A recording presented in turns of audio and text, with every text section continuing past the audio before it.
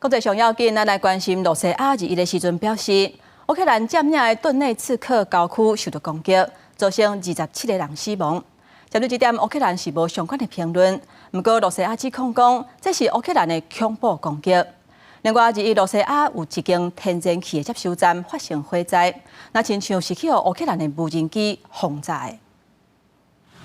这本来是正闹热的市场，有真侪店。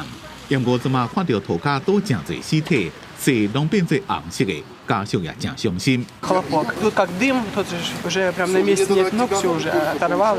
俄罗斯支持的顿内茨克市长库列姆金伊讲，这是乌克兰军队突击所造成的伤亡。但顿内茨克地区负责人普西林表示，急救人员已经赶到现场，发现专家正在收集这边攻击所使用的武器碎片。俄乌战争拍要到2年，双方伫咧1500公里的战线是无甚大的改变。今年冬天互相拢经远程的攻击。俄罗斯去年讲因并吞乌克兰4个地区，因过俄罗斯并无完全控制4个地区的任何之一。伫即天透早，伫咧波罗的海乌斯季卢加港的一座天然气接收站发生大火。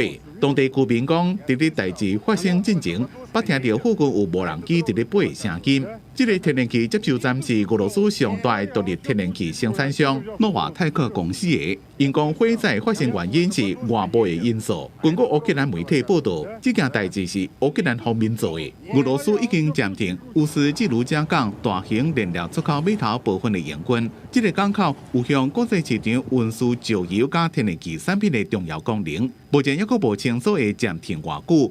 伫港口外口等待邮轮有偌侪台，对国际能源市场会产生什么款的影响？伫列宁格勒附近地区的关键基础设施已经正在改变状态。安全单位甲执法机关奉命令摧毁任何被发现的无人机。再加上顿内茨克这边市场的攻击案，恐惊会予俄罗斯采取更加大的报复行动。公司新闻黄文玲编辑。